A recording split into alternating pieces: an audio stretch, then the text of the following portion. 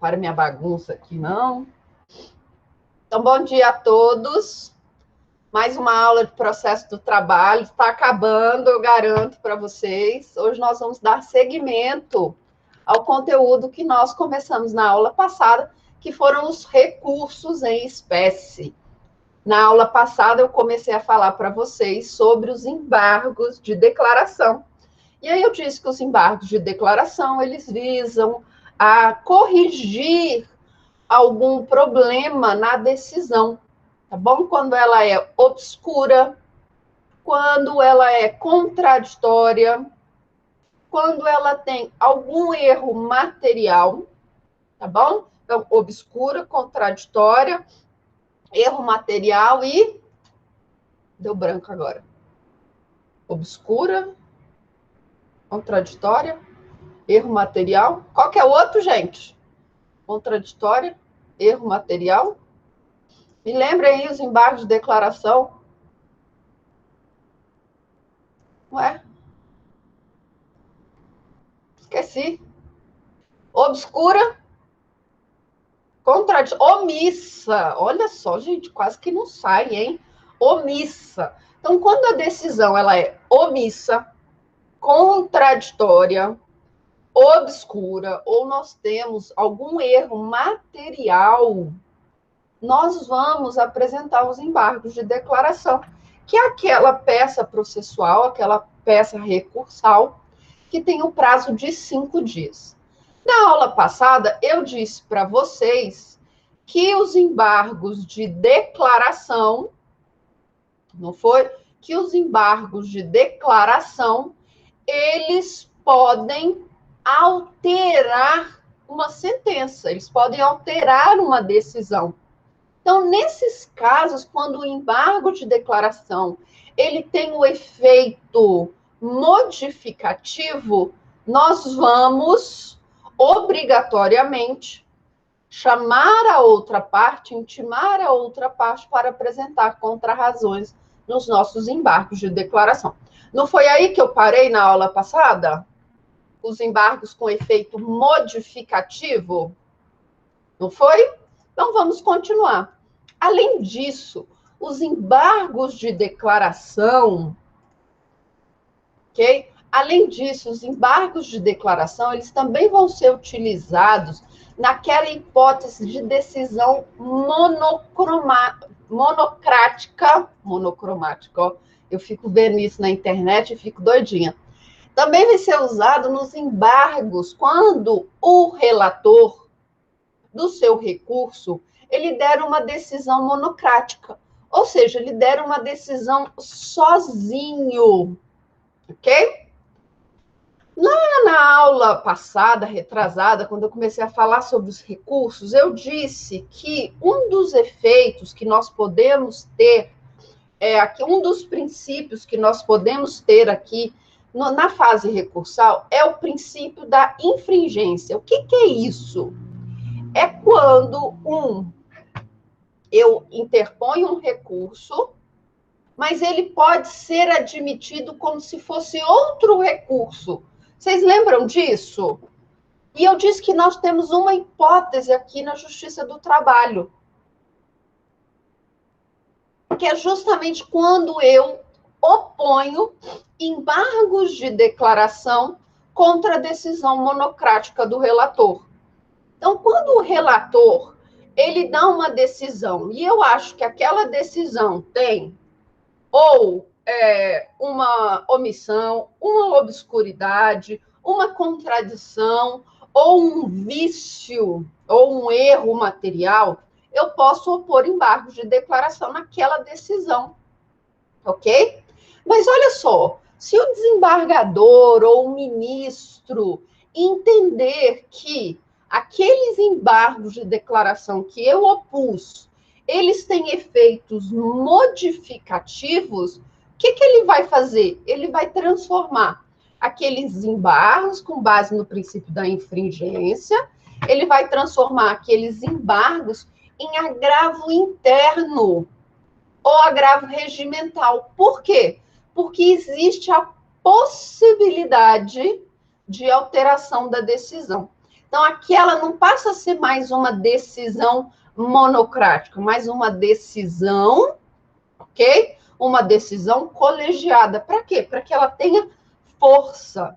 Então, os embargos de declaração nós também vamos usar nessa decisão monocrática do relator.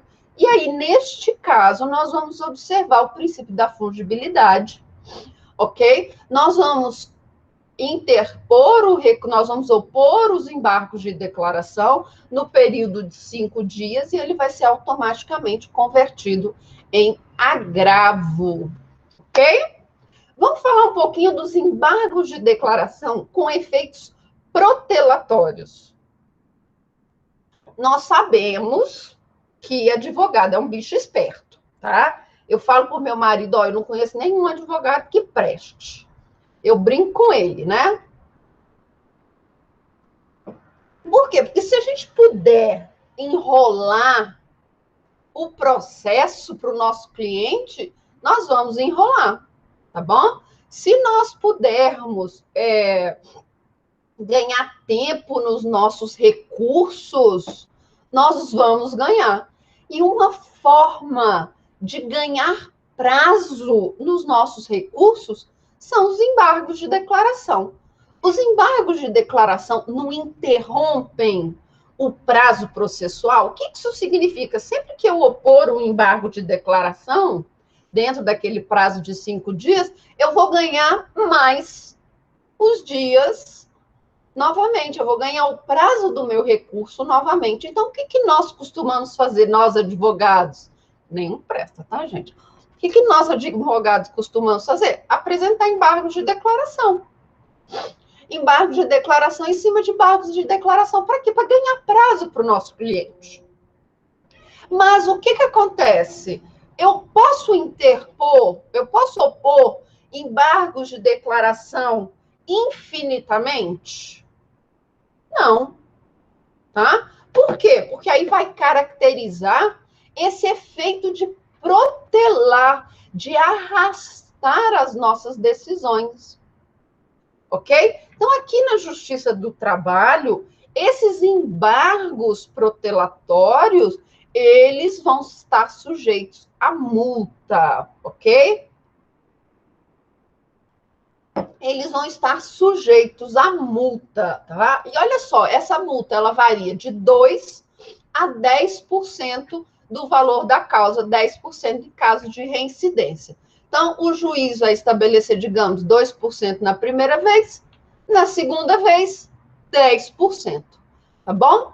E atenção com relação à multa por efeitos protelatórios dos embargos de declaração. Ela é um pressuposto de admissibilidade recursal. Então, se eu fui condenado aqui em embargos protelatórios, eu vou ter de pagar a multa, ok? Para eu poder recorrer. Então, nós, advogados, costumamos fazer isso. Ah, eu achei que a sentença tem omissão. Aí eu vou lá, a juiz opõe embargo de declaração e questiona a omissão. Aí o juiz deu uma decisão. Aí eu vou lá de novo. Ah, não, agora na decisão eu vi que a decisão tem uma contradição. Aí eu vou lá e oponho outros embargos de declaração. Ah, não, agora tem uma obscuridade. Tá? Não, nós não podemos fazer isso. Nós temos de, no primeiro dos embargos de declaração, já alegar todos os vícios da nossa petição, da nossa sentença. Tá bom? Se nós começarmos a fazer essas discussões, opor esses embargos única e exclusivamente para retardar o processo, nós vamos ser multados. E essa multa, atenção, essa multa dos embargos de declaração com efeito protelatório é pressuposto de admissibilidade, que é diferente, tá bom, de uma multa de litigância de má-fé. A multa de litigância de má-fé não é pressuposto de admissibilidade recursal, tá bom? Isso despenca na prova, isso despenca em prova de concurso para quem vai fazer na área da Justiça do Trabalho, ok? Atenção, a multa dos embargos de declaração com efeitos protelatórios, ela é um pressuposto de admissibilidade recursal. Já a multa de litigância de má-fé, não, essa não é pressuposto. Qual que é a diferença? Vocês sabem a diferença da multa de litigância de má-fé para a multa de efeitos protelatórios? Embargos de declaração com efeitos protelatórios é essa. Hoje eu apresento embargos questionando omissão.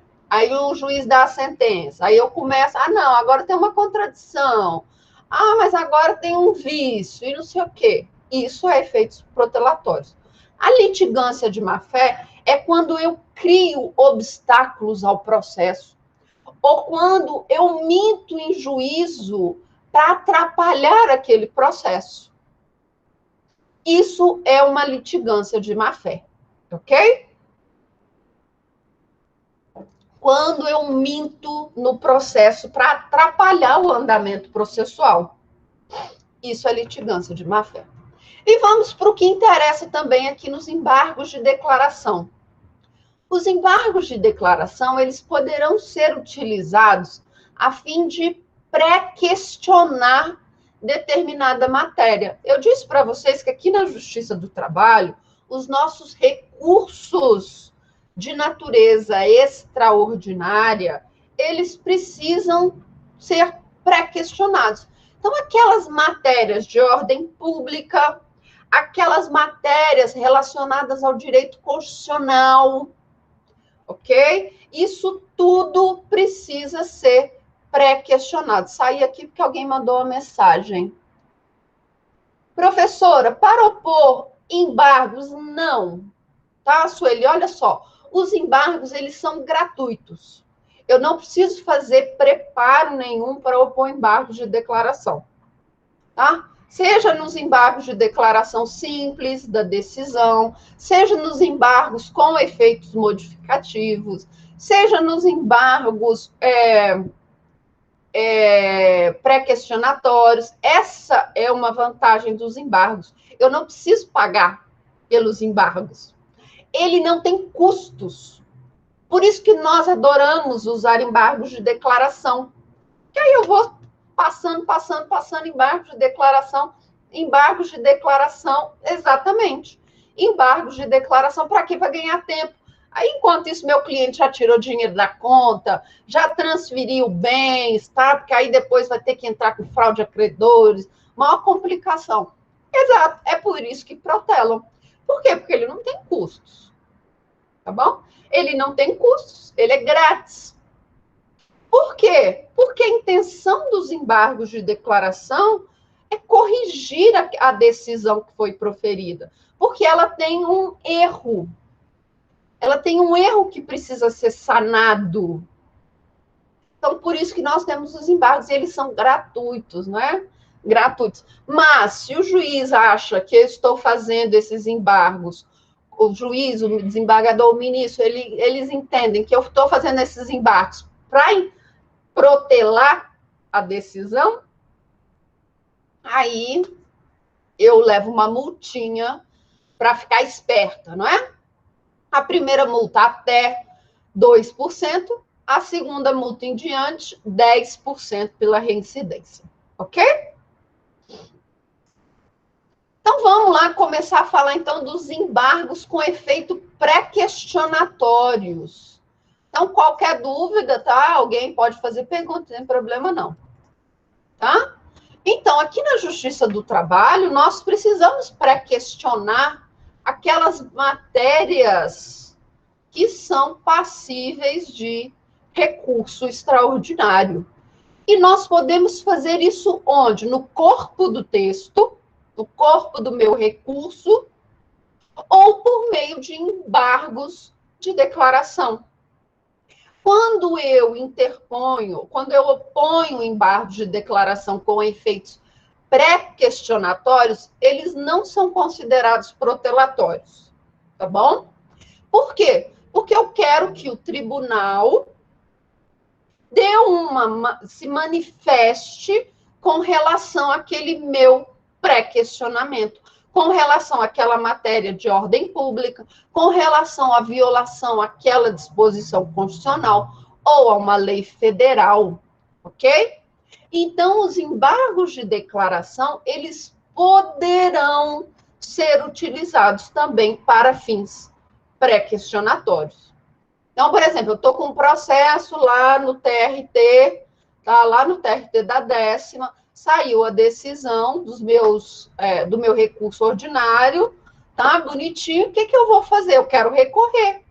O que eu vou fazer? Olha só, embargos de declaração com efeitos pré-questionatórios. Eu vou trazer nos meus embargos de declaração aquela manifestação que viola lei federal, que viola a Constituição, que viola súmula. Então, eu vou trazer naqueles meus embargos de declaração. Para fins de quê? De discutir, num primeiro momento, aquelas questões. Tá bom? Então, não é que eu preciso, eu posso fazer o pré-questionamento ao longo das minhas petições. Então, lá na minha contestação, lá na minha inicial, lá no meu recurso ordinário, mas também posso fazer aqui nos embargos de declaração. Tá bom? Nós vamos ter a súmula 184 do TST, que vai falar o seguinte: ocorre preclusão se não forem opostos embargos declaratórios para suprimir omissão apontada em recurso de revista ou de embargos. O que isso significa?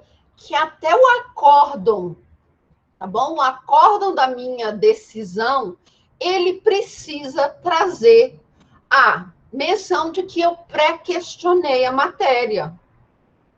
Tá bom? Ele precisa trazer lá no acórdão que, olha, a parte contrária opôs embargos de declaração para fins pré-questionatórios, discutindo questão A, B, C e D. Ok? Então, nós vamos usar muito aqui na Justiça do Trabalho os embargos de declaração com fins pré-questionatórios. Tá bom? Vamos lá.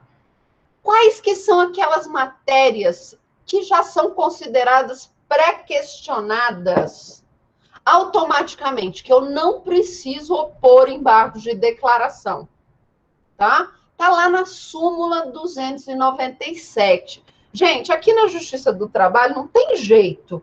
Nós precisamos saber algumas súmulas? Sim. Tá? E eu tentei fazer aqui nos nossos slides, principalmente nessa parte de recurso, a compilação do máximo possível de súmulas que vocês vão precisar estudar. Por isso que eu disse que estudar os recursos, para a nossa prova, basta estudar pelos slides. Mas pressupostos de admissibilidade, efeitos recursais, eu gostaria que vocês estudassem também lá na doutrina, tá bom? Então, quais são aquelas matérias que eu não preciso opor embargos, porque elas já estão automaticamente pré-questionadas?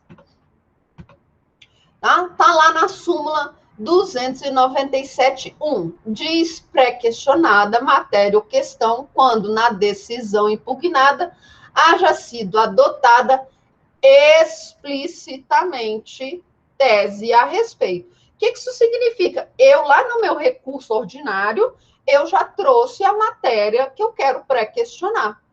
E aí a decisão, o acórdão, ele já vai trazer expressamente aquela tese que eu acredito que foi violada, tá bom? O 297.3 considera pré-questionada a questão jurídica invocada no recurso principal, sobre a qual se omite o tribunal de pronunciar tese, não obstante opostos embargos de declaração. Então, eu me manifestei lá no meu recurso, olha, aqui há uma violação da Constituição. O tribunal, sabe o que fez? Nada. Eu opus embargos de declaração e o tribunal, nem questionou, nem respondeu aos meus embargos de declaração. a matéria já está pré-questionada. E atenção, aqui na seara trabalhista, então aqui na nossa Justiça do Trabalho, quais são os recursos que vão exigir o pré-questionamento prévio? Não é lá no recurso, nas razões do recurso, não, é previamente. Recurso de revista, os embargos para a SDI, que nós vamos começar a falar, e o recurso extraordinário para o STF. Então, esses 3 recursos, aqui na Justiça do Trabalho, eles vão exigir que, em algum momento anterior à interposição deste recurso, eu tenha pré-questionado a matéria, tá bom? A OJ 119 vai falar que é inexigível o pré-questionamento quando a violação indicada houver nascido na própria decisão recorrida, tá? Então, atenção para essas súmulas quando nós falamos de embargos de declaração com efeitos pré-questionatórios. Alguma dúvida com relação a embargos de declaração? Agora, nenhum, não é? Mas na prova, eu sei, na prova vão aparecer todos, tá? Na prova vão aparecer todos. Mas deem uma olhadinha nessas súmulas que eu trago aqui para vocês, tá? O nosso segundo recurso é o nosso recurso ordinário. O recurso ordinário aqui na Justiça do Trabalho nada mais é do que apelação. Só que olha só, a apelação não é um recurso de natureza ordinária? É. Então, para facilitar a vida aqui na Justiça do Trabalho, nós nomeamos a apelação de recurso ordinário. Por quê? Porque ela é o recurso ordinário é um recurso de natureza ordinária. E o que serve? Para que serve o recurso ordinário? Aí eu venho aqui no meu processo, né? Bonitinho, parará. Vim aqui no meu processo, bonitinho, pá, tá? Pá, veio aqui. Sentença improcedente. Ah, não, deixa eu entrar aqui com embargo de declaração, que essa sentença aqui está contraditória, está omissa, está tudo. Eu entrei com embargo de declaração, o juiz corrigiu uma coisinha, mas mesmo assim, procedente. Recurso de apelação nele. É o que nós vamos chamar de recurso ordinário. É, então, o recurso cabível para se discutir, ok? Para se discutir direito, fato, prova, tudo relacionado ao que foi julgado na primeira instância. Mas atenção, quando eu falo aqui primeira instância, tá? Primeira instância, quando eu falo aqui, eu não estou me referindo somente ao juiz do trabalho, não, tá? Vou falar daqui a pouco. Então, o recurso ordinário, que nós chamamos lá no direito civil de apelação, ele vai rediscutir amplamente aquilo que foi trazido na sentença, tá? Aquilo que foi trazido no corpo do processo inteiro. Então, eu vou reanalisar fatos, eu vou reanalisar direito, tá bom? E a previsão do nosso recurso ordinário é lá no artigo 895 da CLT, que ele vai falar o seguinte: cabe recurso ordinário para a instância superior das decisões definitivas ou terminativas das varas e juízos do trabalho no prazo de 8 dias e das decisões definitivas ou terminativas dos tribunais regionais em processo de sua competência originária no prazo de 8 dias, quer nos dissídios individuais, quer nos dissídios coletivos. Eu já vou falar disso, tá bom? Qual que é o prazo, então, do nosso recurso ordinário? 8 dias. Nós vamos ver que aqui na Justiça do Trabalho existe uma padronização, tá? Existe uma padronização. Em regra, os nossos recursos são 8 dias. Tem exceções? Tem exceções. Quais são as exceções? Embargos de declaração, prazo de 5 dias, tá bom? Embargos de declaração, pedido de revisão, prazo de 48 horas e o recurso extraordinário, 15 dias, tá bom? Então, aqui o nosso prazo vai ser de 8 dias, tá? 8 dias. Já sabemos que Fazenda Pública, Ministério Público do Trabalho, Defensoria Pública da União, que atua aqui na Justiça do Trabalho, prazo dobrado, prazo de 16 dias. E atenção, em regra, nosso recurso ordinário tem efeito meramente devolutivo. Nós vimos, quando nós falamos lá dos efeitos recursais, que aqui na Justiça do Trabalho, os recursos eles vão ter efeito meramente devolutivo. Ah, professora, mas eu quero suspender a execução enquanto eu julgo o meu recurso. Como que eu faço isso? Como que eu faço isso? Vou peticionar no meu recurso, olha. Aí vou abrir um tópico, efeito suspensivo. E aí eu vou explicar para o julgador por que que esse meu recurso precisa do efeito suspensivo. Eu vou falar, olha, o início de uma execução vai causar grandes prejuízos para a empresa. Por isso, requer o efeito suspensivo ao recurso. Então, eu peticiono lá no meu recurso, tanto nas razões quanto no pedido, que eu quero o efeito devolutivo, eu quero o efeito suspensivo. Que, em regra, não tem, ok? Em regra, não tem. Quais são as hipóteses de cabimento do recurso ordinário e a competência para julgar esse recurso ordinário? A primeira hipótese, tá? A primeira hipótese cabível do recurso ordinário é das decisões lá do juiz de primeira instância. Então, ajuizei a reclamação trabalhista, bonitinho, lá no juízo de competência do juízo lá de competência, digamos, de Lusiânia. Ajuizei, né, a ação bonitinha lá em Lusiânia. O juiz lá de Lusiânia deu uma sentença. Não gostei da sentença, eu quero recorrer. Então, a primeira hipótese de cabimento é dessa sentença. Seja uma sentença definitiva, então uma sentença que julga o mérito, seja uma sentença terminativa, uma sentença que não julga o mérito, lá da primeira instância. Então, aquela decisão do juiz, ok? Do juiz lá de Lusiânia, que eu não gostei, eu quero recorrer daquela decisão? Quero. Cabe recurso ordinário. A segunda hipótese, gente, essa é mais complicada.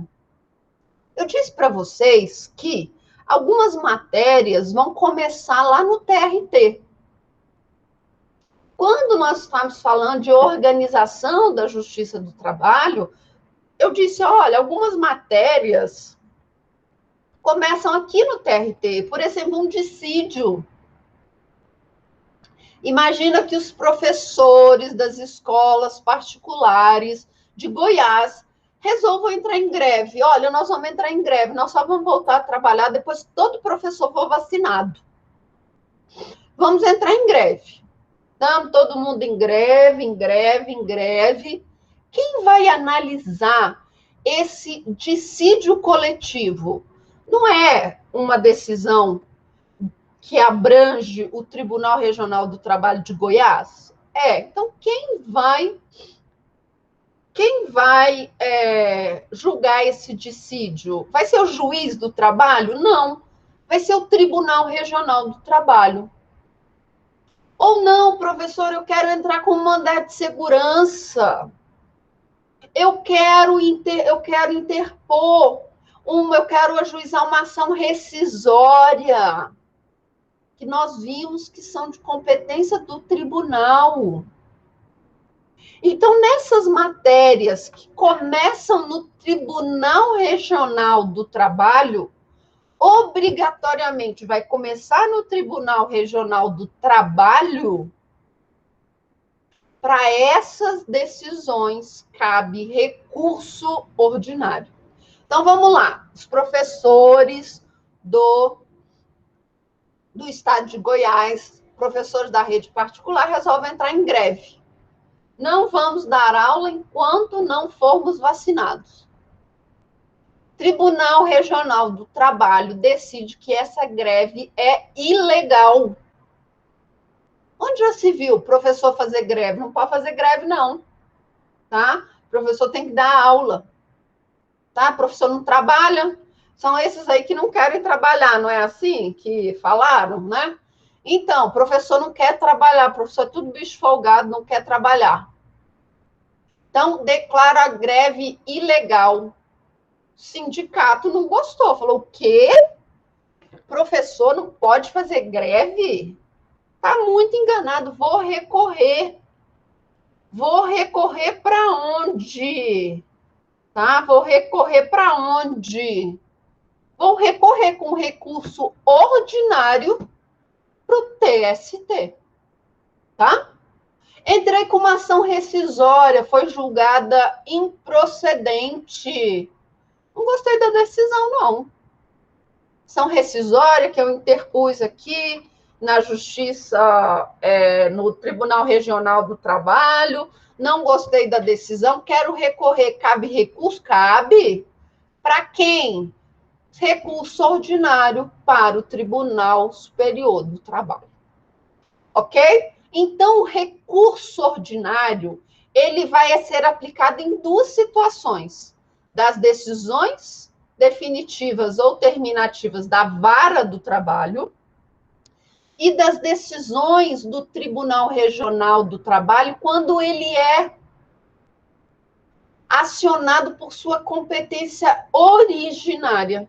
Então, nessas duas hipóteses, nós vamos aplicar recurso ordinário, tá bom?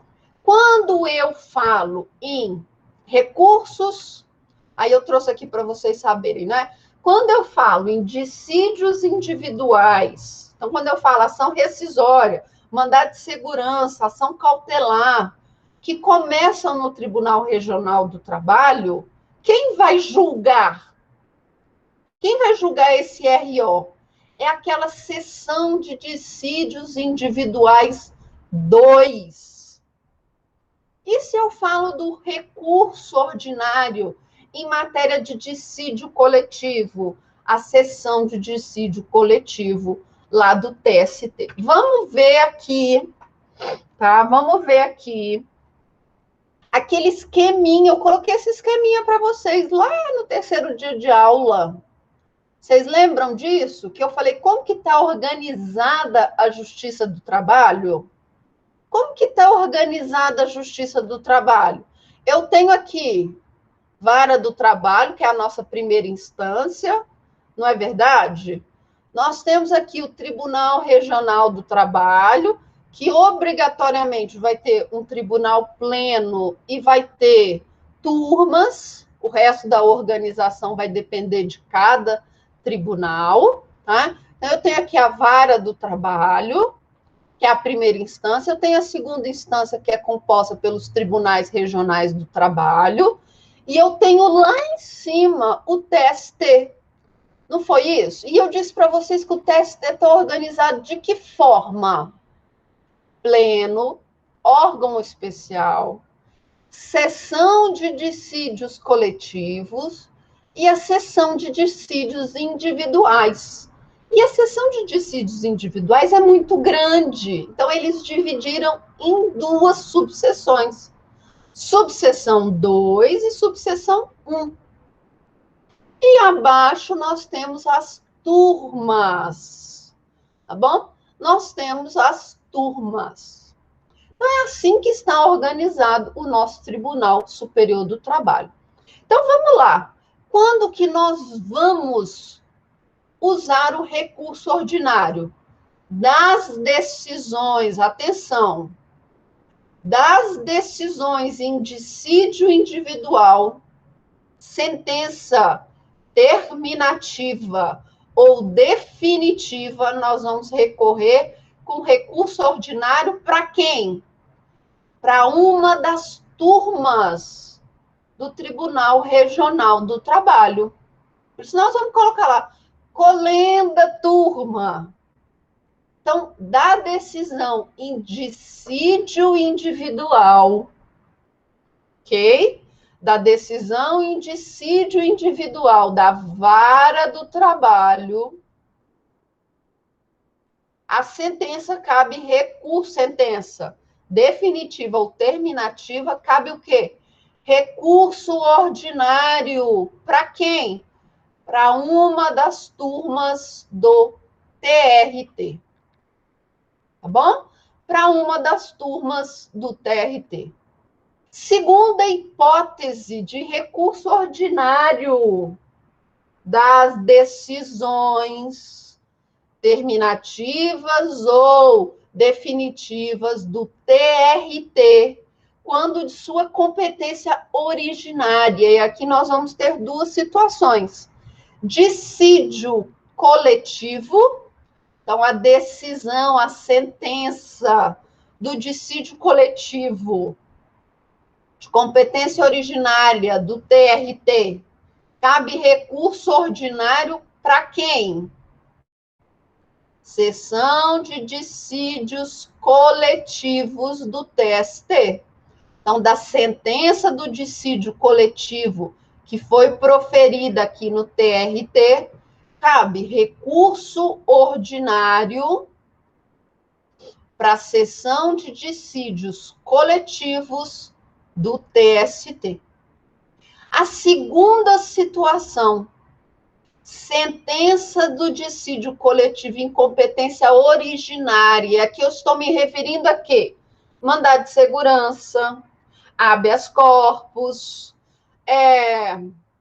ação rescisória, ação cautelar, que são decididas em primeira instância pelo TRT, cabe recurso ordinário para quem? Subseção de dissídios individuais 2. Tá bom? Subseção de dissídios individuais 2. Ok, pessoal? Ok?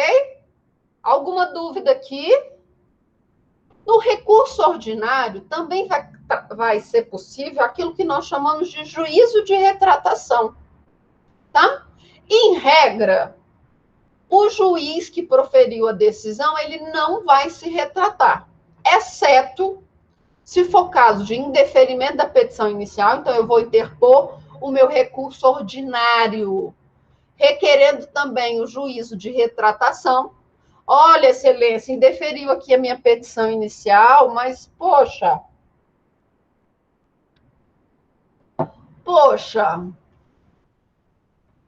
aqui todos os requisitos estão previstos. Será que o senhor não pode se retratar? Tá? Extinção do processo sem julgamento de mérito. Lembra que nós falamos lá que um dos princípios da justiça do trabalho era sempre optar por decisões definitivas, julgar um mérito. Imagina que frustrante, você passa ali anos e anos e anos e anos e anos num processo, para o final o juiz falar, julgo o processo sem resolução de mérito, ou seja, não julguei nada.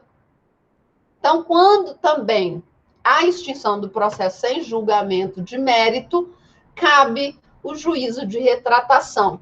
A mesma coisa em procedência de liminar. Às vezes eu peço uma liminar e o juiz indefere, ok? Ele indefere essa liminar. Eu posso, então, interpor um recurso ordinário, quando for o momento, ok? Pedindo para ele se retratar com relação à liminar arguída, tá? Então, 5 dias é o prazo para o juiz se retratar ok? Antes de abrir o prazo das contrarrazões do recurso ordinário. Teoria da causa madura. Atenção com relação à teoria da causa madura, tá? A teoria da causa madura, ela só vai ser admitida quando eu quiser anular a sentença. O que é isso? Eu falei para vocês, nós temos duas situações. Em uma situação, eu não gostei do julgamento. Eu não gostei da sentença. Eu achei que a sentença não foi justa. Tá? Então, eu quero alterar a sentença. Quando eu altero a sentença, eu vou ter um erro em judicando. Tá? Então, o que eu vou pedir para a turma? Querida turma, colenda turma, olha, a sentença me deu só R$ 500 de danos morais. Eu pedi 100 mil. Tudo que eu passei para ganhar R$ 500. Não, tá? Olha só, o presidente da CBF me falou que era para eu comer biscoito de cachorro, que eu era cachorro. Queria que eu comesse biscoito de cachorro. E eu vou ganhar R$ 500 por isso? Não, tem um erro, então. Aí eu vou recorrer alegando o erro, injudicando. E eu vou pedir para quê? Para o tribunal aumentar esse valor. E o tribunal vai olhar e vai falar assim, é mesmo, estou vendo aqui que, pô, chamar a pessoa de cachorro, fazer a pessoa comer biscoito de cachorro e tantas as outras situações, cabe 100 mil, sim, de danos morais. Então, nessa situação, quando eu tenho erro injudicando, eu vou pedir o quê? Vou pedir para alterar a sentença. Mas quando eu quero anular a sentença, porque a sentença tem um vício, o que o tribunal vai falar? O tribunal vai falar, olha, anulo a sentença, porque a sentença tem um vício. Devolva ao juiz competente para que ele dê uma nova sentença. Então, nas situações em que eu pretendo anular a sentença, porque há um erro no processo, no procedimento, tem um vício, eu vou anular a sentença e vou remeter aquele processo para o juízo competente para que ele profira uma nova sentença. Isso é o que acontece quando eu pretendo anular uma sentença. Então, o tribunal vai fazer o quê com o meu recurso ordinário? Declaro que a sentença é nula, remeta ao juízo competente para que ele profira nova sentença. Aí o juízo competente vai proferir uma nova sentença. Mas agora imagine uma situação, tá? Imagine uma situação que o processo ele já está todo formado. Ele já está todo fundamentado, já teve perícia, já teve contestação, já teve audiência, já foram ouvidas as testemunhas, o processo está maduro. Só a sentença daquele processo que é nula. Só a sentença daquele processo que tem um vício. Não intimou as partes, não abriu prazo para recorrer, tá bom? A sentença é nula. Nós não temos aqui na Justiça do Trabalho o princípio da economia e da celeridade processual. Imagina, chega o processo lá no Tribunal Regional do Trabalho. Está demorando aí 1 ano para se julgar recursos no Tribunal Regional do Trabalho. Chega lá no Tribunal Regional do Trabalho, o processo está montadinho. Aí a turma diz, olha, tem um erro na sentença, ok? Anule a sentença, devolva a sentença para o juiz competente proferir nova sentença. Aí vai voltar lá para o juiz da primeira instância, para o juiz dar uma nova sentença. Aí vai entrar embargos de declaração, de novo recurso ordinário. Isso não vai demorar demais? Vai demorar demais. Então, quando nós temos uma causa madura, que os desembargadores vão fazer com aquele recurso ordinário? Substituir a sentença. Então, naquela situação em que a causa está madura, embora eu tenha pedido para anular a sentença e, com isso, devolver o processo lá para o juízo competente, o processo não está todo formadinho, todo bonitinho, todo organizado? Está. Então, nessas situações, o Tribunal Regional do Trabalho vai poder substituir a sentença. Ele vai dar a decisão já daquela sentença. Então, quais são as hipóteses em que eu vou admitir, ainda que seja numa situação de erro improcedendo, que o Tribunal Regional do Trabalho dê a sentença, tá? Se o processo estiver em condição de julgamento imediato, tá? O tribunal vai poder decidir o mérito, se é procedente ou improcedente a sentença. Aí nós vamos usar lá o artigo 1013 do CPC, tá bom? Reformar a sentença, decretar a nulidade da sentença por não ser ela congruente com os limites do pedido ou da causa de pedir, constar a omissão no exame dos pedidos, decretar a nulidade da sentença por falta de fundamentação. Então, quando eu tenho essas hipóteses, a causa está madura, o Tribunal Regional do Trabalho, ele vai dar a decisão, tá bom? Quanto ao mérito daquele processo. Alguma dúvida até agora? Não? Vamos continuar recurso ordinário. E no rito sumaríssimo? Tudo isso que nós vimos foi no rito ordinário, que é o rito maior, que é o rito que envolve causas acima de 40 salários mínimos. E no rito sumaríssimo?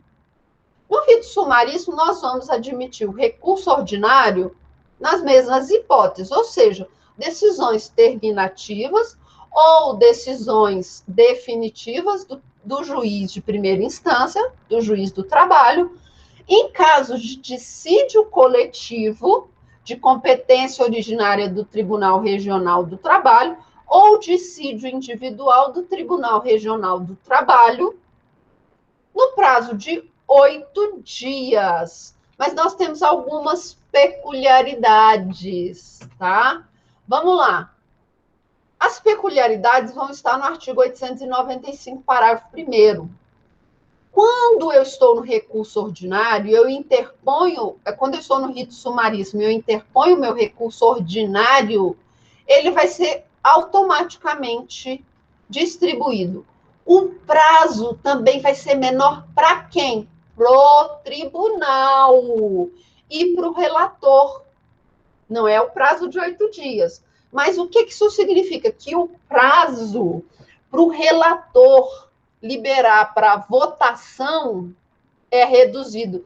Vai ser um prazo de 10 dias. E nós não vamos ter revisor. Tá bom? Terá parecer oral. Então, o parecer não vai ser escrito, vai ser oral. Ok? Do Ministério Público, se for o caso, tá bom?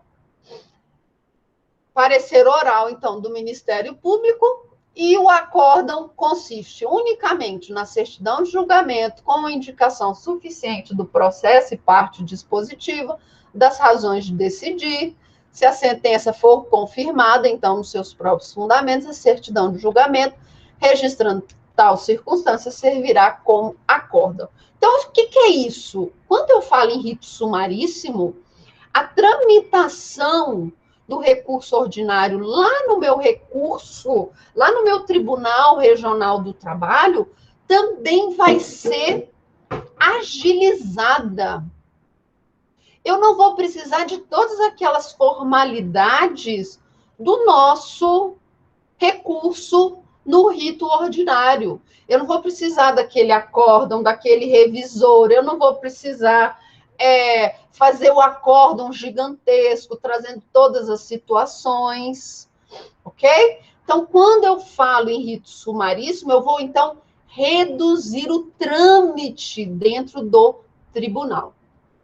Se o tribunal achar relevante, ele pode criar turmas específicas para julgar processos de rito sumaríssimo, tá bom? Então, se o tribunal achar, olha, nós estamos com muitas causas em rito sumaríssimo, então vamos criar turmas só para julgar rito sumaríssimo, tá? Só para julgar rito sumaríssimo. Outros tribunais não vão fazer isso na mesma sessão que julga processo de rito ordinário, vai julgar processo em rito sumaríssimo. Alguma dúvida com relação ao recurso ordinário?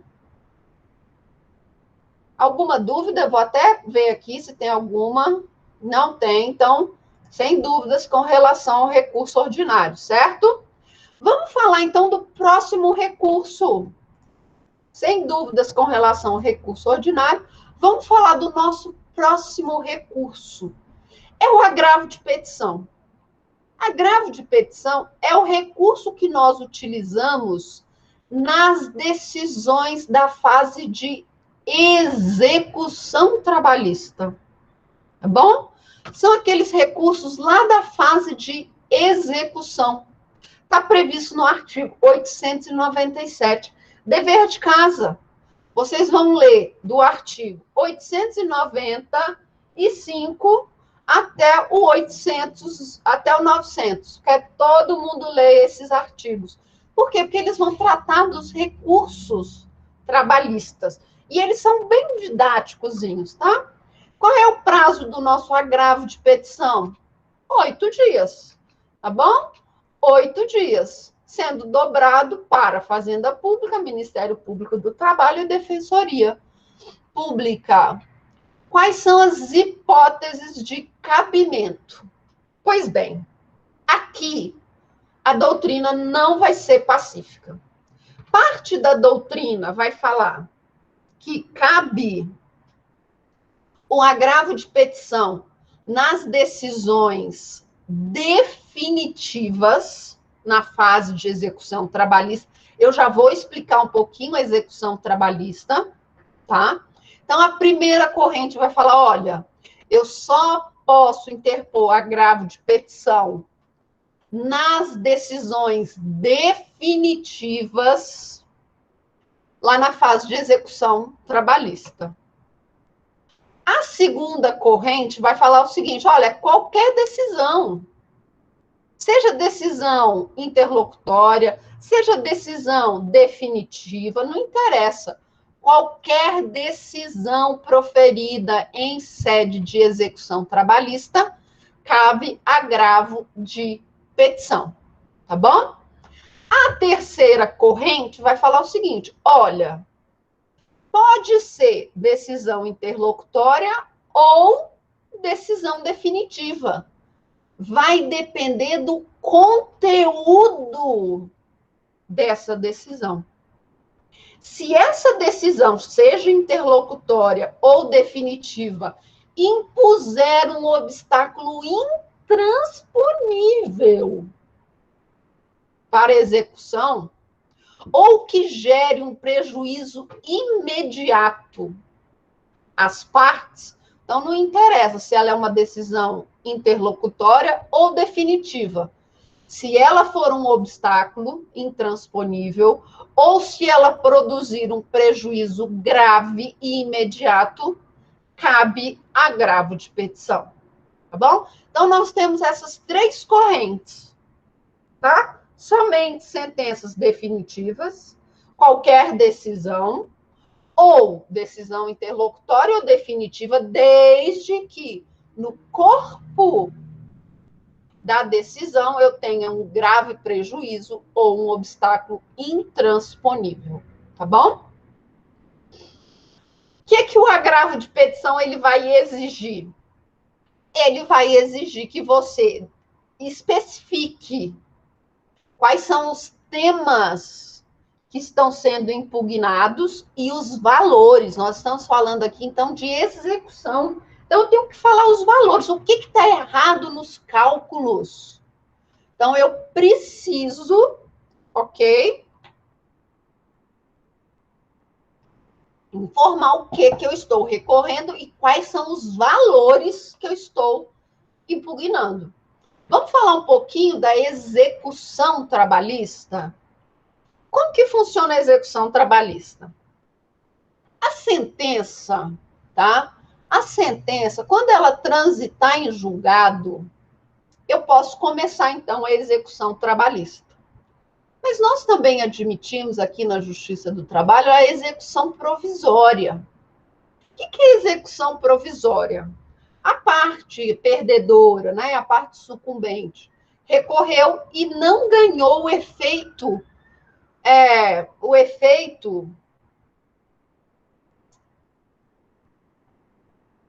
suspensivo, tá?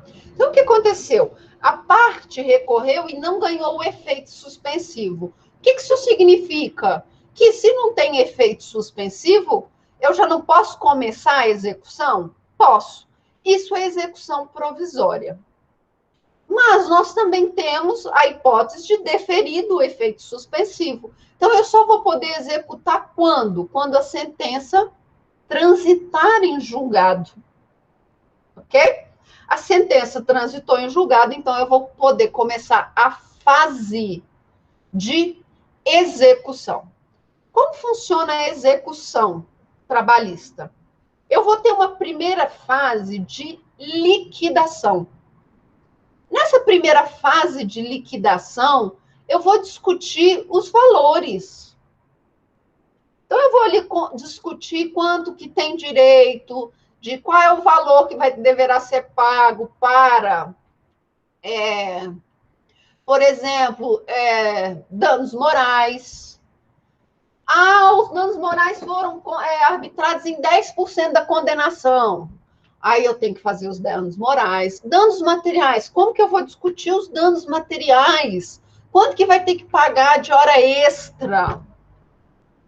Quanto que vai ter que pagar de férias? Isso é a primeira fase, é a fase da liquidação. O que isso significa? Eu vou descobrir quais são os valores daquela condenação. Então, essa é a primeira fase da execução. Superada essa fase da liquidação, então, superada a fase da liquidação, quando eu já sei os valores, tá? Eu já sei os valores, vai começar a fase da execução. Ok? Vai começar, então, a fase da execução. Que eu vou requerer o pagamento, que eu vou requerer, por exemplo, a penhora dos bens. E é dessa fase, depois que eu passei a liquidação, passei a fase da execução, eu vou ter uma decisão terminativa. Ok? Eu vou ter uma decisão terminativa, uma decisão definitiva aqui na Justiça do Trabalho. Para a primeira corrente, somente nessa decisão que vem depois da fase de liquidação e depois da fase de execução é que cabe o agravo de petição. Tá bom? Somente aqui que vai ter o agravo de petição. Para outra corrente, terminou a fase de liquidação, eu já posso interpor meu agravo de petição. Qualquer decisão interlocutória ao longo da fase de liquidação, da fase de execução, cabe, então, agravo de petição. E a terceira corrente vai falar o seguinte, olha, depois da fase de liquidação, se o juiz der uma decisão interlocutória, ok? Se ele der uma decisão interlocutória, que essa decisão é um obstáculo intransponível ou causa um prejuízo muito grande, já cabe agravo de petição. Ok? Aqui eu trouxe isso aqui, gente, não sei porque que eu trouxe aqui umas 3 vezes, tá? Depois dessa decisão na execução é que começa a fase de expropriação dos bens. Ok? Então, é depois dessa fase de execução que cabe a expropriação dos bens, tá bom? Então, você tem a sentença transitada em julgado ou uma execução provisória, você vem à fase de liquidação, você vem à fase de execução, ok? E aqui começa a expropriação dos bens. Então, aqui você vai colocar os bens para penhora, tá? Aqui você vai levantar os valores que foram penhorados, tá bom? Aqui você vai começar leilão. Então, é depois dessa decisão, ok? Que eu começo a fase de expropriação dos bens. Beleza? Aqui eu repeti um monte, não é? Mas vocês não ligam, não. Qual é a competência para julgar o agravo de petição? Qual é a competência? Se a decisão foi proferida por uma vara de trabalho, então vamos voltar aqui, tá? Se essa decisão aqui, ó, a execução trabalhista, ela vai ser feita pelo mesmo juízo que proferiu a sentença. Então, se eu proferir a sentença, eu sou juíza do trabalho, eu proferi a sentença, esse mesmo juízo vai ser o responsável pela execução. Tá bom? Então, dessa minha decisão aqui, do juiz do trabalho, da vara do trabalho, essa decisão da execução cabe agravo para quem? Para uma das turmas do TRT. Então, se eu, juiz do trabalho, que dei a sentença, eu que vou começar a execução. Então, da minha decisão da execução, cabe agravo de petição para uma das turmas do TRT. Agora, imagine o seguinte. Não, é uma execução de um processo de competência originária do TRT. É o próprio TRT que deu a decisão. Para quem cabe agravo de petição? Para o próprio TRT. Tá bom? Então, se são decisões tomadas em competência originária pelo TRT, vai caber agravo de petição? Vai. Para quem? Para o próprio TRT. Tá bom? Então, nós vimos agora há pouco o recurso ordinário. E o agravo de petição? Olha aqui o agravo de petição. Se ele é da sentença do dissídio individual em primeiro grau, tá? Primeiro grau aqui proferido pelo juiz do trabalho, vai caber agravo de petição? Vai. Para quem? Para uma das turmas do TRT. Mas é uma decisão do próprio TRT. Cabe agravo para quem? Para o próprio TRT. Tá bom? O agravo vai ser para o próprio TRT. Seja em matéria de dissídio coletivo, seja em matéria de dissídio individual de competência originária. Bom? Vai caber, então, agravo de petição para o próprio Tribunal Regional do Trabalho. Qual órgão? Vai depender do regimento interno. Pode ser para o tribunal pleno ou para um órgão especial. Então, vai depender do regimento do próprio tribunal. Mas o agravo de petição que é proferido pelo TRT é julgado, ó, o agravo de petição das decisões de primeira instância do TRT vai ser julgado pelo próprio TRT. Ok, pessoal? Alguma dúvida? Muda os slides, eu mudei. Deu para ver? Mudei os slides, deu para ver? Então, com relação a agravo de petição, alguma dúvida, pessoal? Alguma dúvida com relação a agravo de petição? Alguma dúvida até agora com relação? embargos de declaração, recurso ordinário e agravo de petição? Não? Então, vamos começar o recurso de revista, tá? Então, nós estamos caminhando, não é? Vim aqui no dissídio individual, bonitinho, saiu a sentença do juiz.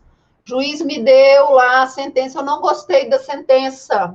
Não gostei, eu queria 100 mil de danos morais, o juiz me deu apenas R$ 500. Não gostei, tá? Quero recorrer. Qual é o recurso cabível daquela decisão? Recurso ordinário, prazo de 8 dias. Quem vai julgar o meu recurso ordinário? A turma do TRT. Não gostei da decisão da turma do TRT. Aumentou para R$ 1.000. Aumentou só para R$ 1.000 o meu recurso, o meu dano moral. Não. Eu tenho direito a muito mais. Aqui tem até violação constitucional. Violou a CLT. Tá? Eu tenho aqui súmulas, eu tenho orientações jurisprudenciais. Quero recorrer. Qual é o recurso cabível agora, depois que eu recorri para a turma? Recurso de revista no meu prazo de 8 dias. Então, vamos falar do recurso de revista? O recurso de revista é talvez o recurso mais difícil aqui da Justiça do Trabalho, tá? Eu acho, às vezes, o embargo de declaração mais difícil, porque ele tem algumas peculiaridades. Essa questão de interromper o prazo, para quem não recorre, o prazo continua. Então, eu acho os embargos de declaração difíceis nesse ponto da interrupção do prazo processual. Mas, em termos de conteúdo, o recurso de revista é o nosso recurso mais difícil. O recurso de revista equivale ao RESP, tá bom? Então, o recurso de revista equivale lá no processo civil, lá no processo penal, ao RESP, tá bom? Vou falar das hipóteses de cabimento do RESP, Sueli. Vou falar, tá? Vou falar das hipóteses de cabimento do RESP agora, tá? Agora. Então, vamos começar recurso de revista. Ok? Vamos começar o recurso de revista. Vou começar a apresentação aqui. Vamos lá. O recurso de revista é um recurso de natureza extraordinária e com a fundamentação vinculada. Lá no recurso ordinário, ele era um recurso de natureza ordinária e de fundamentação livre. O que isso significa? Que lá no recurso ordinário, eu falava o que eu queria, não é? Se eu quisesse falar A, eu falava A. Se eu quisesse falar B, eu falava B. Lá eu podia reexaminar fatos e direito, não é verdade? Já o recurso de natureza de revista, não. O recurso de natureza de revista, ele é um recurso de natureza extraordinária. O que isso significa? Que eu só posso rediscutir direito. Bom? Eu só posso rediscutir o direito. E eu preciso informar qual é o direito que está sendo vinculado. Qual é a competência para analisar o meu recurso de revista? A turma, uma das turmas do TST.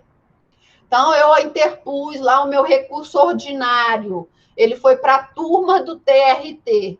Não gostei da decisão, quero recorrer. Quem vai analisar esse meu recurso? Uma das turmas do TST.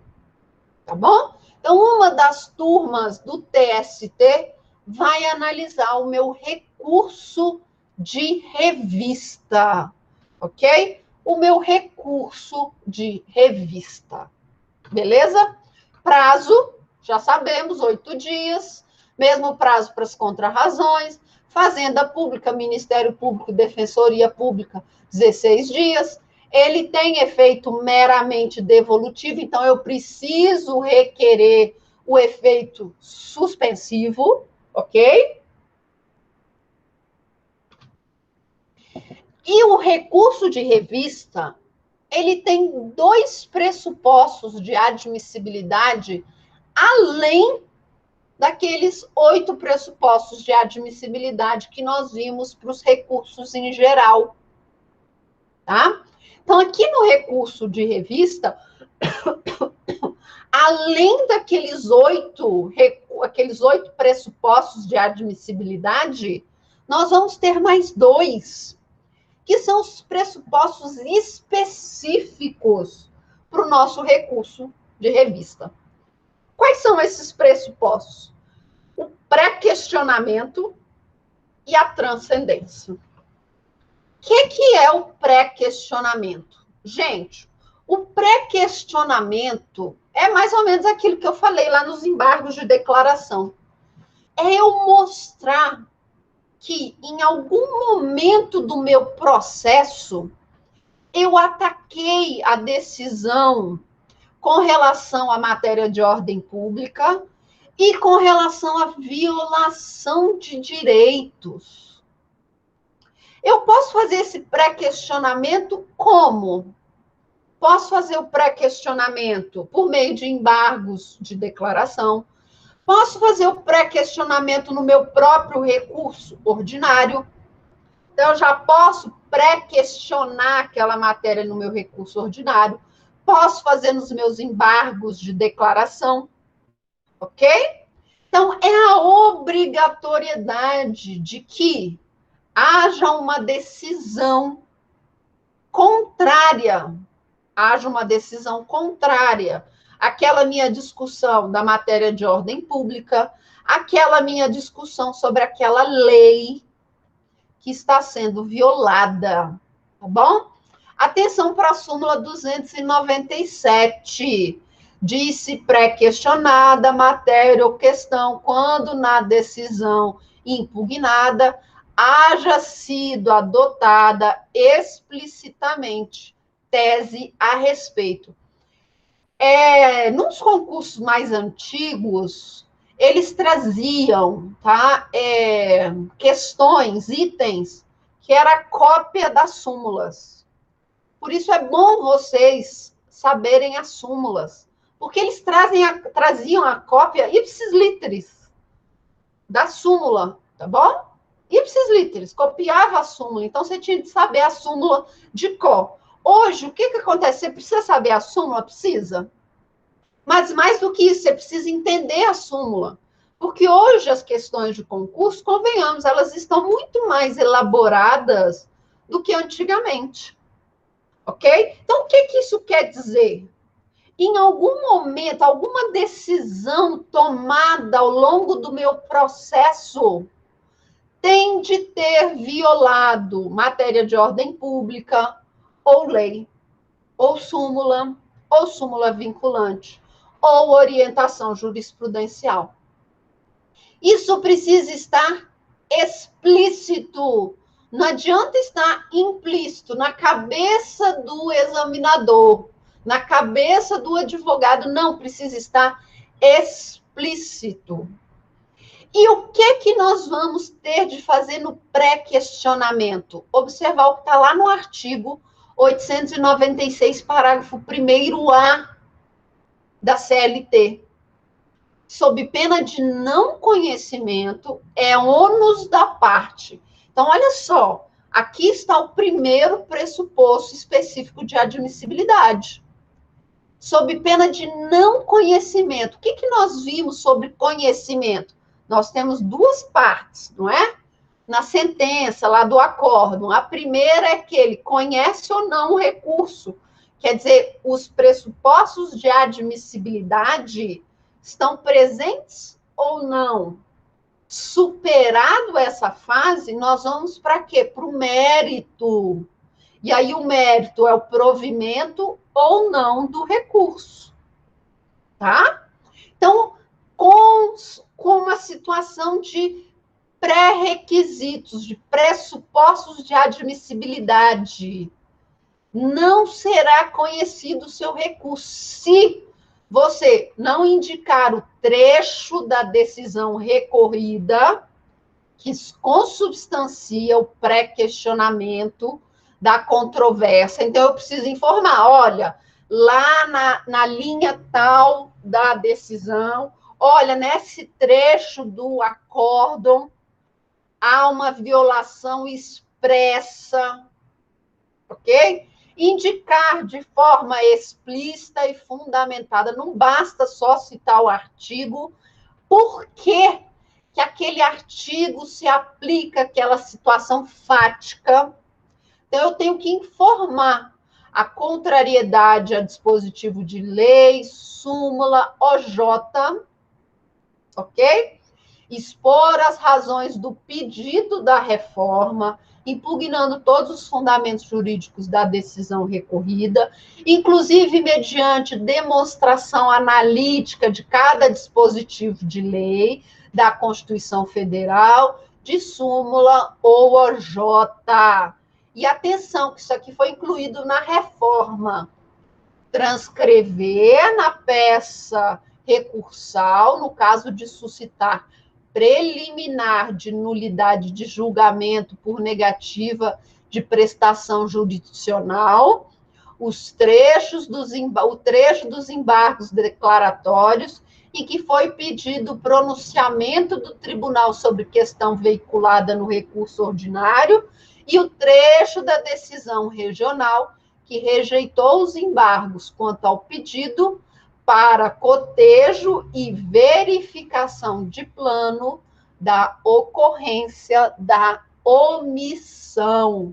Ok? O que isso significa? Olha, eu pedi a prestação jurisdicional, pedi para o tribunal analisar aquela questão, e o tribunal não analisou. Ele não quis analisar.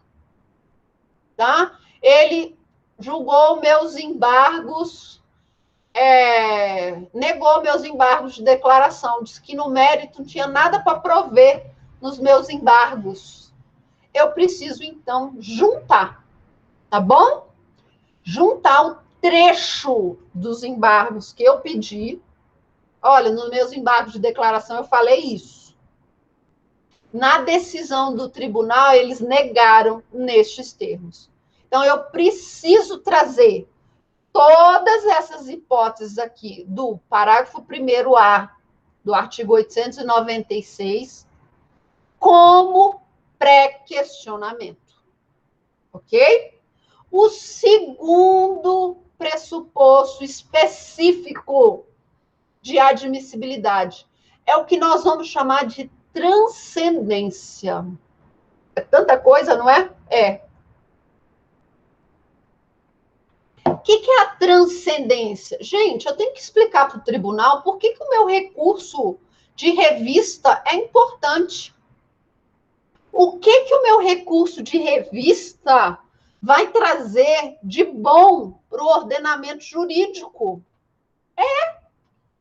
Eu tenho que falar no meu recurso de revista quais serão os impactos do meu recurso de revista na comunidade jurídica. É quase uma dissertação, não é? Qual é a justificativa, não é? Do meu recurso de revista. Então, eu vou ter de trazer aqui no meu recurso de revista quais são os impactos, quais são os efeitos, os reflexos do meu recurso de revista no direito. Olha, o meu recurso de revista, ele vai evitar que situações como as que estão acontecendo se repitam. Ok? Então, eu tenho que especificar, falar da transcendência. O que é essa transcendência, né? É que o direito, a decisão do meu recurso de revista, ela vai ser interdisciplinar. Ela não vai ser só do direito, ela vai ser da ciência política, ela vai ser da sociologia, ela vai ser da economia. Então, eu tenho que falar por que o meu recurso vai ultrapassar o campo do direito. direito, tá? E aí nós vamos ter o artigo 896-A, então dever de casa, gente, ler a CLT, bonitinha lá, do 895 em diante, tá? Ele vai falar o seguinte, não, 894, já tem de ler. 896-A, o Tribunal Superior do Trabalho, no recurso de revista, examinará previamente se a causa oferece transcendência com relação aos reflexos gerais de natureza econômica, política, social ou jurídica. São indicadores da transcendência, entre outros, econômica, o elevado valor da causa, tá? Política, o desrespeito de instância recorrida à jurisprudência sumulada do TST ou do STF. Então, política, o Tribunal Regional do Trabalho não está observando uma hierarquia existente entre eles, entre as decisões tomadas em âmbito do TRT, tá bom? Social, a postulação por reclamante recorrente de direito social constitucionalmente assegurado. Olha, violou lá um dos incisos do artigo 7º. Jurídica, a existência de questão nova em torno de interpretação da legislação trabalhista. Olha só, isso aqui é uma nova forma de interpretar o direito do trabalho. Tá? Então, eu preciso. Então, aqui no recurso de revista, nós vamos ter esses dois pressupostos adicionais àqueles pressupostos que nós vimos lá nas aulas passadas. Então, além daqueles, eu vou ter pré-questionamento e transcendência? Vou. Eu vou ter preparo? Vou ter preparo. Aí, o preparo, eu vou ter custas e depósito recursal. Eu vou ter legitimidade para recorrer? Sim. Eu vou ter o cabimento? Cabimento. Eu vou ter o interesse em recorrer? Interesse em recorrer. Então, além de todos aqueles pré-questionamentos, aqueles pressupostos, nós vamos ter o pré-questionamento e a transcendência. Beleza? Vamos falar um pouquinho, então, das hipóteses que a Sueli me questionou. Quais são as hipóteses de cabimento do recurso de revista? Gente, o recurso de revista ele é exclusivo para os dissídios individuais. Então, ele só vai ser admitido naqueles dissídios individuais. Então, nas decisões proferidas em dissídios individuais. Já em grau de recurso. Quando? Quando nós tivermos, Sueli, divergência jurisprudencial ou violação direta e literal, a violação à lei federal e ofensa direta à Constituição. Vamos falar primeiro do que é a divergência jurisprudencial. A divergência jurisprudencial está lá nas alíneas A e B do 896, tá? Então, cabe recurso de revista para a turma do Tribunal Superior do Trabalho, das decisões proferidas em grau de recurso ordinário. Então, o recurso de revista pressupõe um recurso ordinário num dissídio individual que foi analisado por uma das turmas do Tribunal Regional do Trabalho.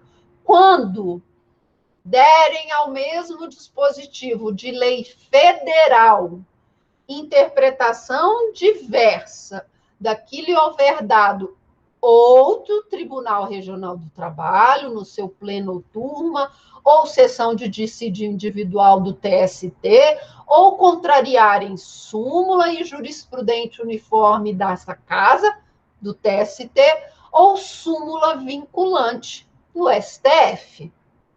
Também, a linha B, derem ao mesmo dispositivo de lei estadual, convenção coletiva de trabalho, acordo coletivo, sentença normativa ou regulamento empresarial de observância obrigatória em área territorial que exceda a jurisdição do Tribunal Regional prolator da decisão recorrida, interpretação divergente na forma da alínea A. Então, nós vamos chamar de divergência jurisprudencial as alíneas A e B do artigo 896 da CLT. O que são de decisões conflitantes? Aqui, para o recurso de revista, eu estou interessado em uniformizar a jurisdição nacional. Então, no recurso de revista, eu tenho que me preocupar com conflitos entre tribunais diferentes. Então, como que pensa o Tribunal Regional do Trabalho da 10ª região? Como que pensa o Tribunal Regional da 18ª região? Como que pensa o Tribunal Regional da 15ª região? Como que pensa o Tribunal Regional da 2ª região? Então, interessa aqui, para o recurso de revista, a divergência entre tribunais. Porque se eu tiver uma divergência dentro do mesmo tribunal, não cabe recurso de revista. Não cabe recurso de revista. Tá bom? Cabe aquele incidente de demandas repetitivas. Mas não cabe recurso de revista.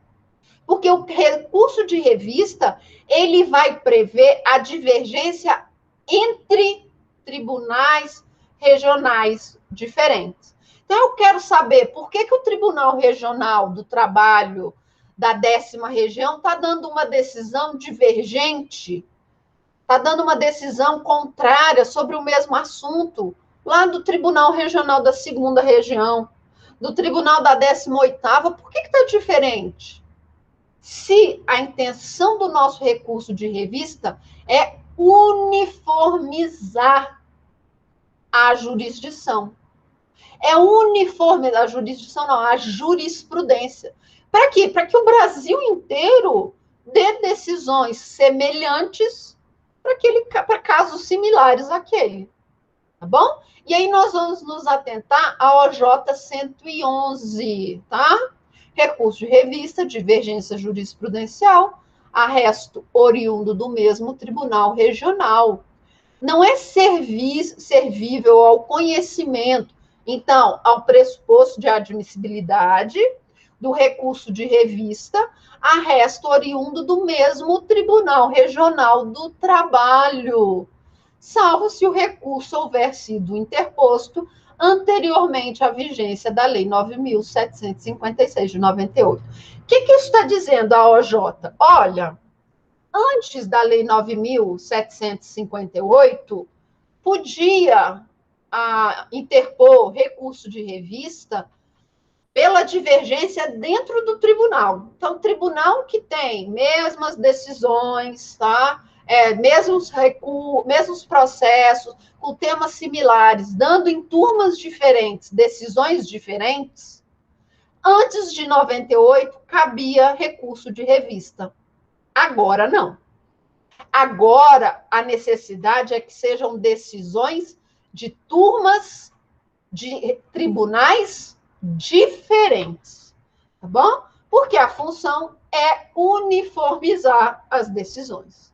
Então, essa divergência, ela vai ser entre decisões da SDI1, da SDI2, súmulas, OJs, tá bom? Divergência de tribunais, jurisprudência de tribunais diferentes. E na linha B, a norma, ela deve extrapolar, tá bom? O âmbito de um TRT. Então, ela deve ser aplicada a outro TRT também, ok?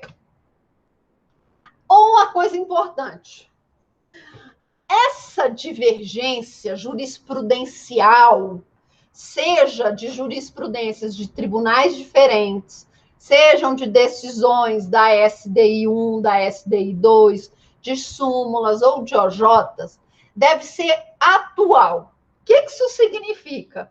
Não adianta você pegar uma jurisprudência lá de 2001 e falar de acordo com o entendimento atual do Tribunal Regional da Segunda Região, aí você junta aquela jurisprudência lá de 2001. Não! A jurisprudência, essa divergência, deve ser nova, tá bom? Deve ser a última posição tomada pelo Tribunal Regional.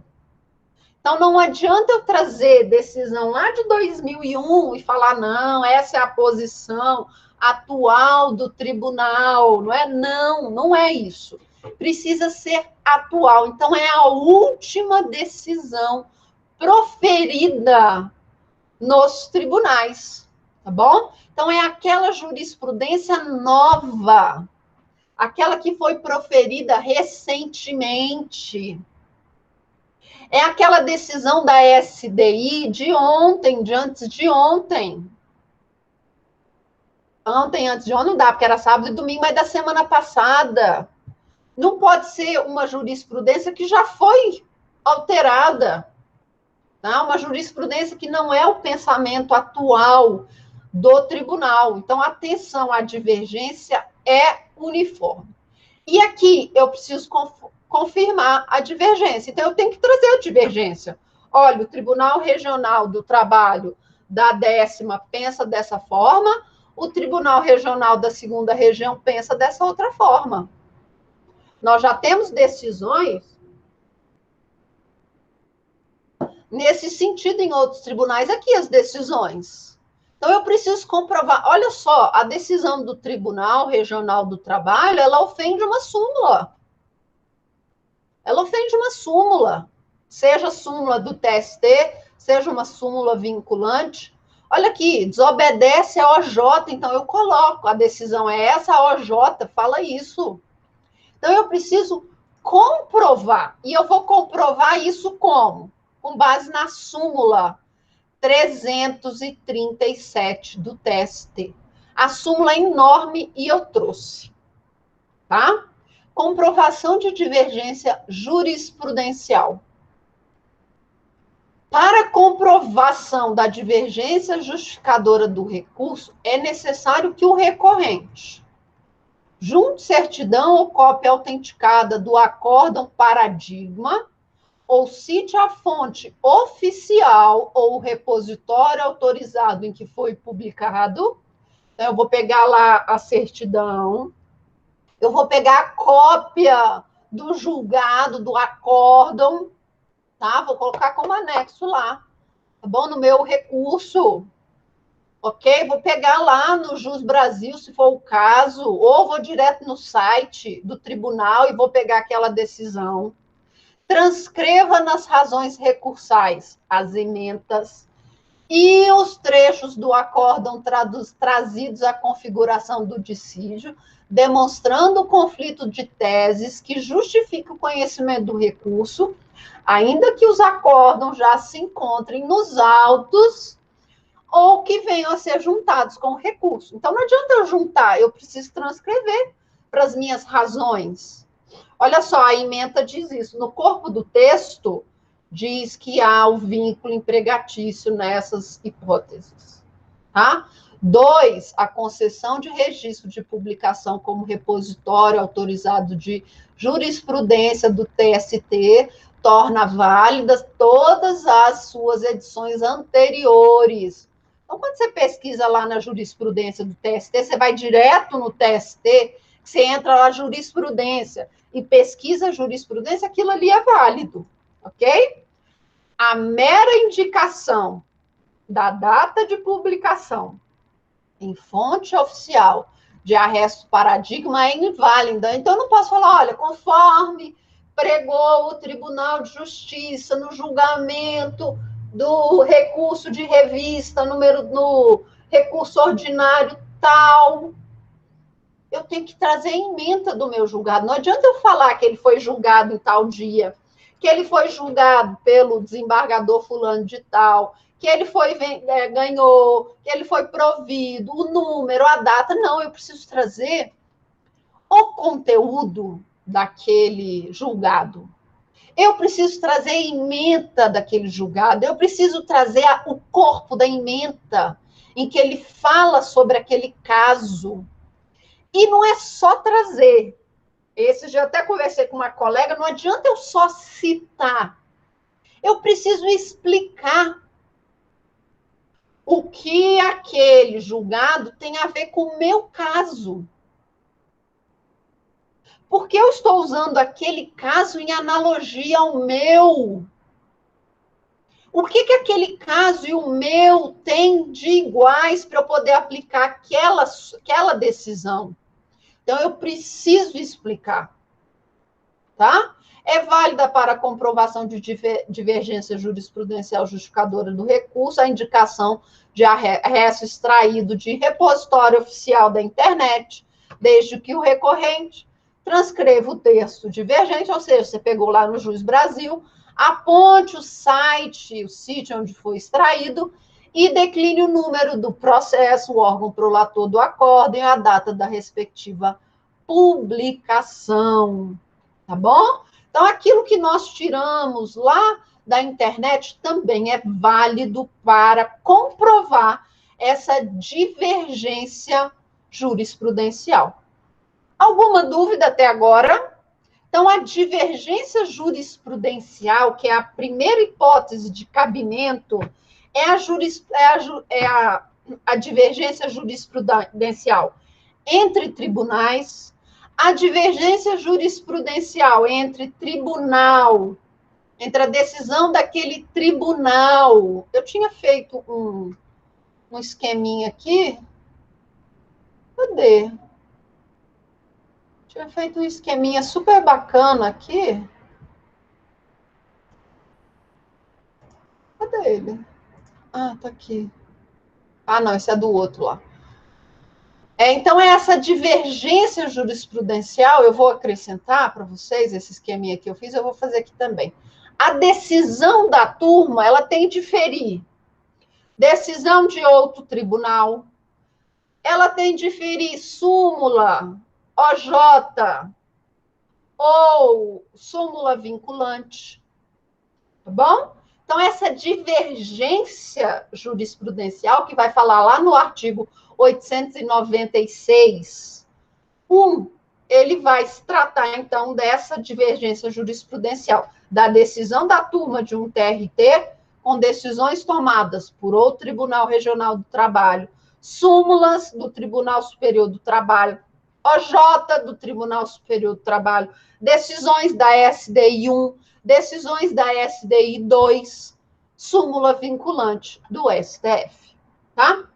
A segunda hipótese de cabimento do recurso de revista vai ser violação literal de disposição de lei federal ou afronta direta e literal à Constituição Federal. Então, lá no artigo 896, vai falar, na linha C, cabe recurso de revista para o Tribunal Superior do Trabalho das decisões proferidas em grau de recurso ordinário, em dissídio individual pelo Tribunal Regional do Trabalho, quando proferida em violação literal de disposição de lei federal ou afronta direta e literal à Constituição. Tá bom? Então, o que nós estamos falando aqui no nosso recurso de revista? Nós vamos ter um recurso que vai abarcar tanto a legislação infraconstitucional quanto a legislação constitucional. Então, nós vamos falar tanto de violação à lei federal quanto à norma constitucional. Beleza? E aqui eu preciso indicar expressamente, olha, ele violou o artigo 7º da Constituição. Aqui eu preciso explicar, olha, ele violou o artigo tal da CLT. Eu preciso informar, eu preciso indicar qual é o artigo que está sendo violado, tá bom? E aqui a afronta é direta à Constituição. Então, cuidado, eu não posso falar que a afronta é um reflexo, ou é uma afronta indireta à Constituição. Não. Aqui a afronta à Constituição. Houve negativa para se ouvir uma testemunha que era fundamental. O que eu estou violando? O princípio da ampla defesa e do contraditório. Artigo 5º, inciso 30 e quanto? 35? Está lá, então eu tenho que indicar qual é a norma que eu estou violando. Tá? Não adianta ser um reflexo da Constituição. Ah, aqui entendeu que não tem o vínculo empregatício. Então, atenção, aqui é uma ofensa direta. E quando que é cabível o recurso de revista no meu rito sumaríssimo? Então, nós vimos as hipóteses no rito ordinário. Então, no rito ordinário, quando que vai caber recurso de revista? Divergência jurisprudencial, tá bom? E quando há uma violação direta à norma infraconstitucional e à norma constitucional, tá bom? Na norma constitucional, essa divergência é direta e literal. No recurso de revista, lá no rito sumaríssimo, cabe recurso de revista? Cabe, mas as hipóteses vão ser restringidas. A quê? A contrariedade à súmula do TST, súmula vinculante e violação direta e literal da nossa Constituição. Então, enquanto lá no recurso de revista, no rito ordinário, que é o grande, eu podia ter divergência entre jurisprudência dos tribunais, eu podia ter divergência na decisão da turma do TRT com a SDI, com decisão da SDI, com decisão da SDI 1 e 2, súmula, OJ, contrariedade à lei infraconstitucional e à lei constitucional. Aqui no rito sumaríssimo, não. O recurso de revista ele só será admitido contrariedade à súmula do TST, então é súmula, contrariedade à súmula vinculante, então do STF, e violação direta e literal à Constituição da República, tá? Lei federal, divergência jurisprudencial, contrariar a OJ, cabe no meu rito sumaríssimo? Não. Não caberá recurso de revista. Está lá na súmula 442.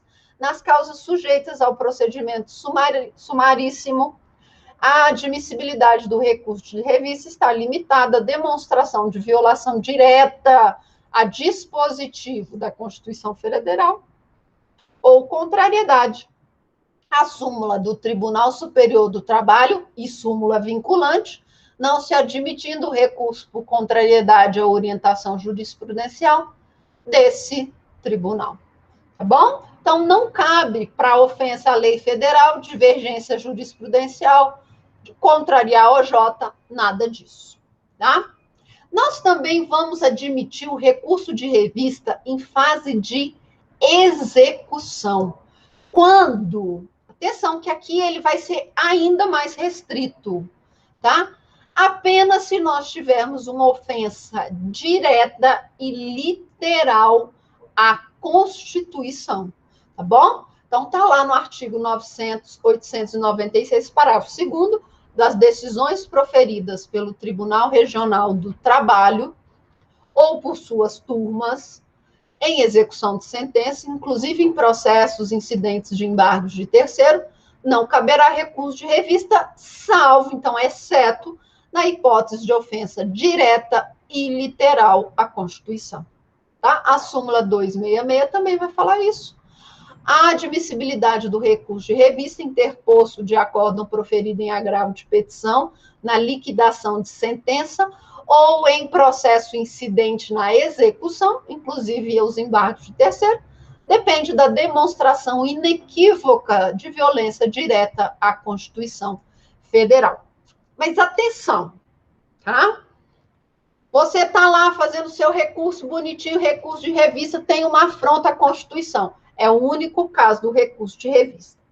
Mas, se o tema da execução versar sobre execução fiscal ou controvérsias que envolvam certidão negativa de débitos trabalhistas, então você está tratando de execução fiscal, ou certidão negativa de débitos trabalhistas, cabe recurso de revista? Cabe, nas seguintes hipóteses: violação de lei federal, divergência jurisprudencial, da mesma forma que nós tratamos lá no recurso de revista no rito ordinário, e ofensa direta à Constituição Federal.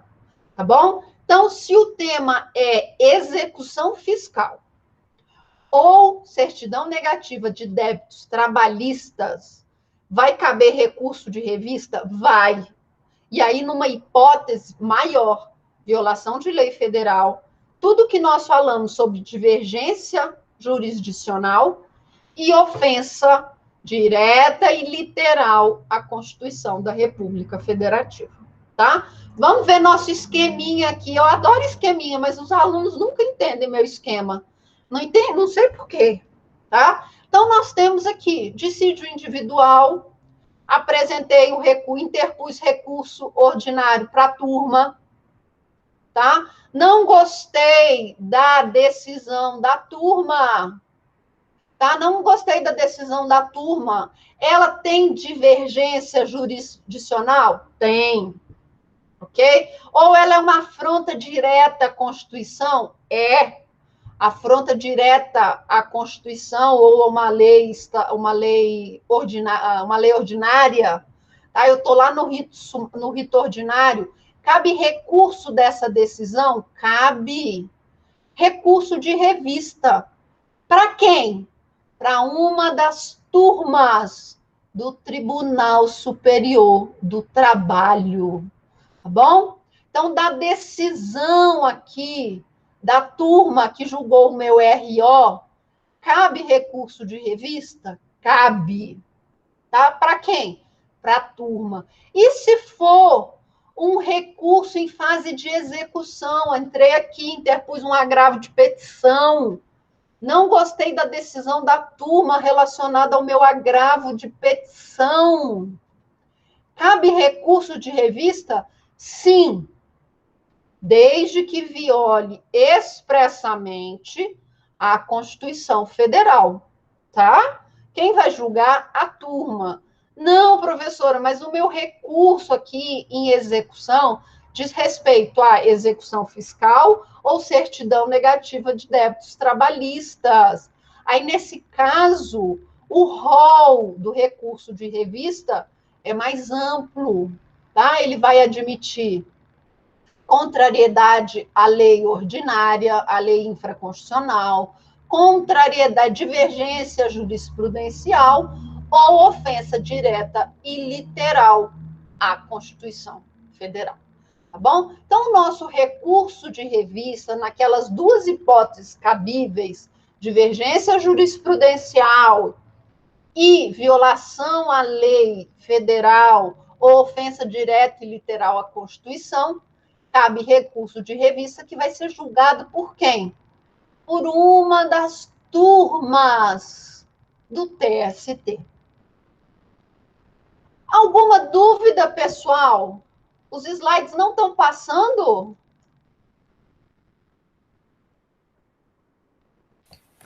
Professora, depois voltou. Ah, tá. Que susto, tá? Então, vamos lá, é isso mesmo, Sueli. O recurso ordinário, ele vai ser julgado, mas atenção, recurso ordinário. O recurso ordinário, se ele for um dissídio individual, que começou lá na vara do trabalho, ele vai ser julgado pelo TRT, tá bom? Mas não, ele é um dissídio que começou no TRT. Quem vai julgar o recurso ordinário? O TST. Tá bom? Então, atenção com relação ao recurso ordinário. O recurso ordinário, ele pode ser julgado tanto para o TRT, mas aí, nesse caso, ele começou na vara do trabalho, ou ele pode ser julgado no TST, se ele começou onde? Lá no TRT, tá? O RR, que é o recurso de revista, esse sim, ele vai ser julgado exclusivamente pelas turmas do TST, tá bom? Quais são as hipóteses no recurso, o recurso de revista no rito ordinário? Divergência jurisprudencial, violação à lei federal ou ofensa direta à Constituição, tá? No rito sumaríssimo, somente ofensa direta à Constituição, tá? Então, no rito sumaríssimo, somente ofensa direta à Constituição. Beleza? E na execução? Ó, no rito sumaríssimo, contrariedade à súmula do TST, não é? Contrariedade à súmula vinculante e ofensa direta à Constituição Federal. Então, no rito sumaríssimo, só nessas 3 hipóteses. Contrariedade à súmula do TST e súmula vinculante do STF e violação direta à Constituição. Tá? Violação direta à Constituição.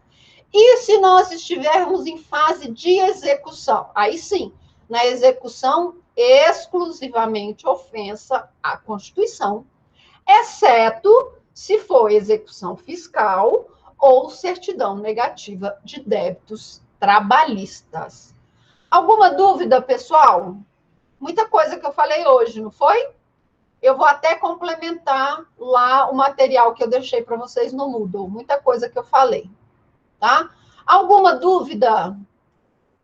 Não deixem de dar uma olhadinha nos slides, tá? Não deixem de estudar pela doutrina, pressupostos de admissibilidade, efeitos recursais. Ok, pessoal? Então, no mais, boa semana para vocês. Eu vou atualizar os slides. Então, boa semana para vocês e até semana que vem.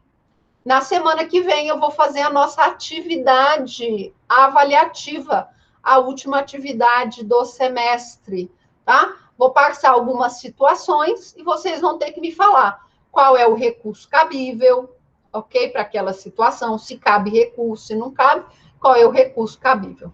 Beleza, pessoal? Nenhuma dúvida? Então, até